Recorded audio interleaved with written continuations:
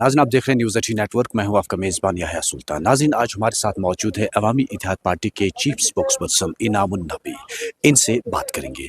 इनाम साहब, न्यूज़ 18 को वक्त देने के लिए आपका बहुत बहुत शुक्रिया। शुक्रिया जनाब। सबसे पहले हम आपसे जानने की कोशिश करेंगे कि वैष्णो देवी यूनिवर्सिटी के मामला जिस तरह हुए, मुसलमानों बच्चों के एडमिशन को लेकर अब फिलहाल उसे बंद कर दिया गया, तो उस हवाले से इनामुन नबी जो एआईपी के चीफ स्पोक्स पर्सन है, एआईपी का स्टैंड क्या है? एक गलत मैसेज पूरे मुल्क में गई है, पूरे वर्ल्ड में गई है, जहां हम ये दावा करते हैं हम एक सेक्युलर कंट्री में रहते हैं। तो सेक्युलर कंट्री में हर किसी का इक्वली ये रहता है कि इक्वली अपॉर्चुनिटीज़ रहती है।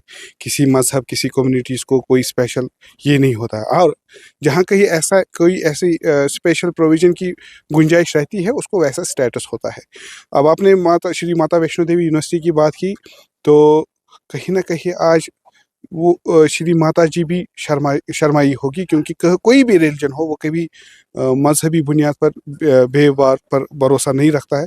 तो हम समझते हैं कि एक मिली भगत थी जनाब उमर साहब की और बीजेपी की, क्योंकि उमर साहब स्कम्प हुए हैं। उमर साहब ने कंप्लीट सरेंडर किया है इस मामले में। अदरवाइज चीफ मिनिस्टर होने के नाते ये पॉसिबिलिटी नहीं है कि कोई कॉलेज रिकॉग्नाइज हो सके, डी रिकॉग्नाइज किया गया हो।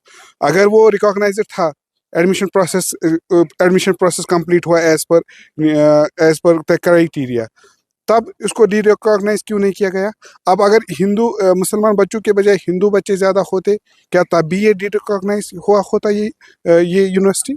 तो कहीं ना कहीं उमर साहब ने जो हमें और अवाम को पता चल रहा है कि उमर साहब और बीजेपी की मिली भगत थी। उमर साहब ने पहले ही इशारा दिया था कि या फिर कैंसिल कर दो इस यूनिवर्सिटी की रजिस्ट्रेशन को। वही बीजेपी ने करके हमारे बच्चों को बाहर कर दिया, और उनकी जो मेहनत थी, उनका जो ये मेरिट था, उसके साथ नाइंसाफ़ी हुई और एक गैर मुनसिफाना फैसला था। पीडीपी ने भी इस पे काफ़ी जो है इस पे तनकीद का इससे निशाना बनाया, तो आपने पीडीपी को भी निशाना बनाया, एनसी को भी निशाना बनाया, क्या कहें? पीडीपी की बात ही छोड़िए जनाब।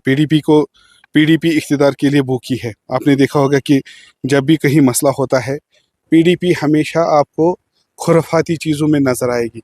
जब वो सरकार में थे, मैंने अंदर भी ये कहा था, तब ये जो इल्तिजा मुफ्ती है उसने लिंचिस्तान लिखा था। जब इखलाकी लिंचिंग हुई, तब तो मुफ्ती साहब चीफ मिनिस्टर थे बीजेपी के साथ, तब तो उन्होंने इस पर बात नहीं उठाई। जब सरूर में लड़का मारा गया और दूसरा जख्मी किया गया, तब इंजीनियर रशीद वहाँ पर पहुँचे। इंजीनियर रशीद ने अपना जेब से पैसे लगाकर उसको ट्रीटमेंट कर दिया। तब तो उमर साहब ये महबूबा जी और मुफ्ती साहब के मुंह से कोई अल्फाज नहीं निकला। फिर जब अनंतनाग बटिंगू में एक लड़के को जलता हुआ टायर उसके गले में डाला गया, इंजीनियर साहब ने अपने पैसे से लेकर उसको सफदरजंग हॉस्पिटल में एडमिट किया दिल्ली में। उसका ट्रीटमेंट चलता रहा, बाद में बदकिस्मती से वो चल बसा। तब तो उनके मुंह से एक लफ्ज़ नहीं निकलता था। तब तो वो हर एक चीज़ में जस्टिफाई करती थी।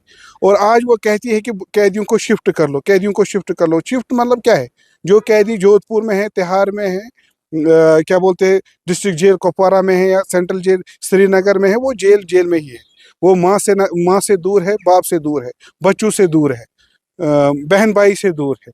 तो क्या उससे कोई राहत उससे मिल सकती है? वो चाहती है कि यहाँ पर जो जेलों में नज़रबंद है, अगेन वो अपीजमेंट चाहती है। वो चाहती है कि वो जेलों में ही सड़ जाए, लेकिन बाहर आने का नाम नहीं। उनको उमर खालिद याद है, अच्छी बात है, बात करनी चाहिए। उनको उमर खालिद याद है, लेकिन उनको फेरोज़ अहमद जो 22 साल से जेल में बंद है वो याद नहीं है। उनको अब्दुल मजीद बाबा सोपुर का याद नहीं है। उनको फयाज अहमद लोन कुपवारा का याद नहीं है। उनको बशीर अहमद किन्नू 12 साल से बंद है, वो याद नहीं है। उनको परवेज साहब, जहाँ से पीडीपी को बार बार वोट मिले हैं, त्राल का 22 साल से वो तिहाड़ जेल में नजर बंद है, उनको तो वो याद नहीं रहे। उनको बाकी लोग याद है।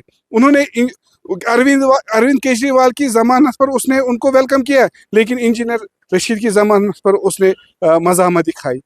कहीं ना कहीं ये इस चीज़ से लेकर आपको लगेगा कि मैडम की जो पॉलिसी है वो अपीजमेंट पॉलिसी है, धोखे की पॉलिसी है। सरकार उन्होंने हमेशा पीडीपी ने हमेशा कश्मीरी को धोखा दिया है, धोखा देती आई है। और देखिए, बदकिस्मती की बात ये है, शर्म की बात है, आज वो कहती है मरहूम मुफ्ती साहब स्टेट्समैन थे, हम मरे हुए इंसान के खिलाफ बात नहीं करना चाहते। लेकिन आज भी उनको माफ़ी मांगनी चाहिए आवाम से। जो मुफ्ती साहब ने यहाँ बीजेपी को लॉन्चिंग पैड दिया, उसके नतीजे में स्टेटहुड एब्रोगेट हुआ, 370 एब्रोगेट हुआ। जो मुसीबतें आज कश्मीरी झेल रहा है उसकी बेदबार जो है, उसकी जो मिसाल है, उसकी जो बेस है, वो मरहूम मुफ्ती साहब ने डाली, PDP ने डाली, महबूबा मुफ्ती ने डाली। जम्मू को अलहदा स्टेट देने की जो उड़ती उड़ती खबरें देखने को मिलती है, अवामी इत्तेहाद पार्टी का क्या स्टैंड इस पर है?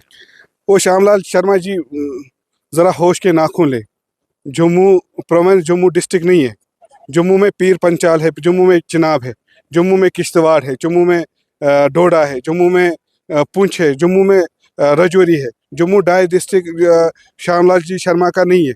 वहाँ पर भी अच्छी खासी तादाद और लोगों की भी है। वो इस कोई भी लद्दाख भी पहले डिमांड करता था कि हमें अलग कर दो। आज लद्दाख की हालत क्या है वो आप देख रहे हैं, हम सब देख रहे हैं। आज वो पछता रहा है, प्रोटेस्ट करे, सोनम वांगचुक जेल में नज़रबंद है।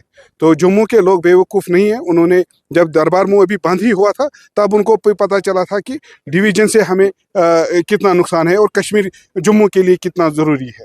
तो वो हम चाहते हैं कि हम एकजुट रहे। इनफैक्ट हमारा ये स्टैंड है कि लद्दाख को भी जम्मू कश्मीर के साथ दोबारा मिलाया जाए। आखिर पर मैं एक और बात आपसे ये जानने की कोशिश करूंगा कि इंजीनियर रशीद की रिहाई के मुतालिक क्या लग रहा है? क्या उनकी रिहाई हो सकती है? क्योंकि कह रहे हैं कि पंचायत इलेक्शंस हैं, दीगर इलेक्शंस हैं। क्या ऐसा आपको कोई रोशनी की किरण नजर आ? इंशाल्लाह उम्मीद पर दुनिया कायम है। वो जुर्मी बेगुनाही की सज़ा काट रहे। जिन्होंने उनको बंद किया उसको भी नहीं पता कि ये किस जुर्म में बंद है, और इंजीनियर साहब को आज तक नहीं बताया गया कि वो किस जुर्म में बंद है। असल में इंजीनियर साहब एक थ्रेट है, सियासी थ्रेट है यहाँ के पॉलिटिकल पार्टीज़ को। अब आप कहेंगे थ्रेट क्या है?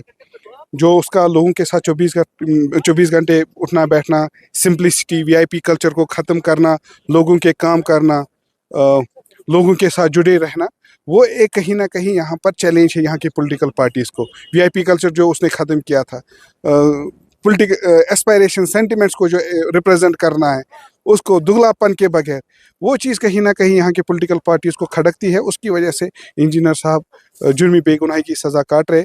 लेकिन हमें पूरी उम्मीद है, हमें पूरी फेथ है कॉन्स्टिट्यूशन ऑफ इंडिया पर, यहाँ की जुडिशरी पर, और सबसे ज़्यादा, उन सबसे भी ज़्यादा हमें परवरदिगार पर उम्मीद है कि हम होपफुल है कि इंशाअल्लाह रहमान जल्द ही इंजीनियर हम सब के दरमियान होंगे।